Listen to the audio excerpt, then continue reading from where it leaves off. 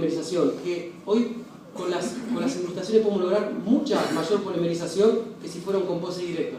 Y acá tienen varias alternativas, ¿sí? Varias alternativas, hay muchos estudios, acá no está, pero el que quiere me lo quiere pedir por inbox, yo le paso el estudio.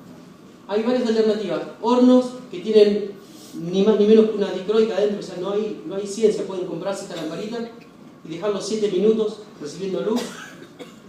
Se puede poner en microondas 5 minutos adentro de agua, se puede meter en agua hirviendo a 100 grados por 7 minutos y se puede poner en autoclave 25 minutos, 2.50 bar y 130 grados.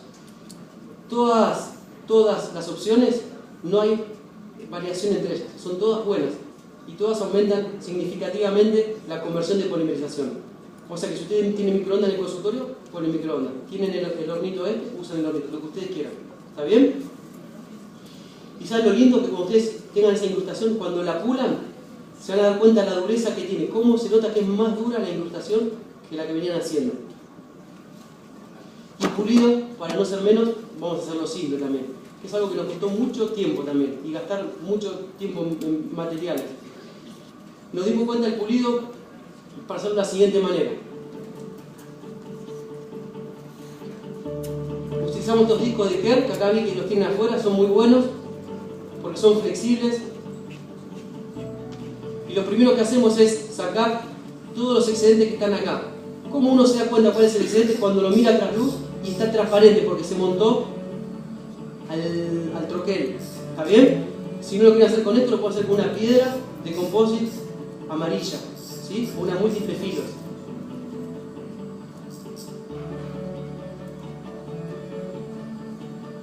El punto de contacto está perfecto, entonces fíjense que uno toca todo menos el lugar donde ya sabe que está el punto de contacto, porque cuando uno se acostumbra a verlo, queda marcado en el composite, el punto de contacto. Entonces uno pule todo con discos menos el punto de contacto, que eso lo vamos a pasar con brochas como ya van a ver.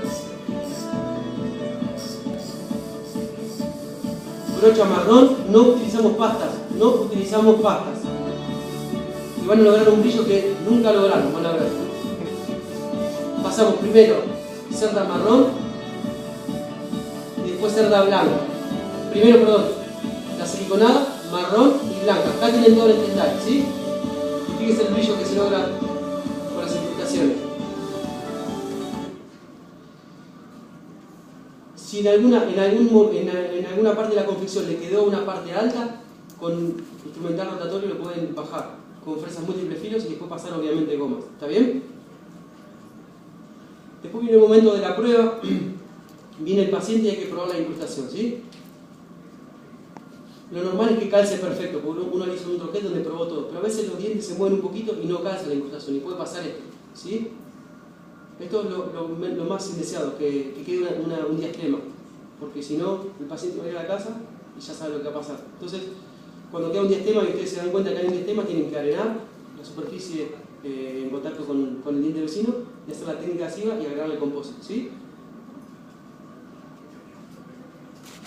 Y el problema es cuando no calza. Entonces, cuando no calza es fácil, uno tiene que poner en el diente una tira, entre diente y diente una tira de papel articular, bajar, y ¿qué va a pasar ahí? Va a marcar la incrustación del lado proximal, ¿sí? ¿Me ven? Ahí.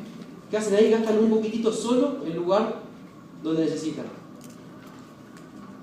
De vuelta, sacan, miran y gastan el lugar solo donde necesitan, hasta que calza bien. Una vez que la incrustación calzó bien, primer punto, hecho. Pregunta, ¿controlo la oclusión o no la controlo? No la controlamos. ¿Por qué? Porque ya la controlé en el modelo. Entonces lo normal es que la oclusión sea perfecta. Y si quedó mal, por ahí un puntito que quedó prematuro, puede ser que parta la incrustación. Entonces el control de la oclusión lo vamos a hacer cuando ya está cementado, porque es mínimo. Hoy me preguntan afuera el tema del arenado. Lo que hacemos nosotros es el arenado con 50 micrones.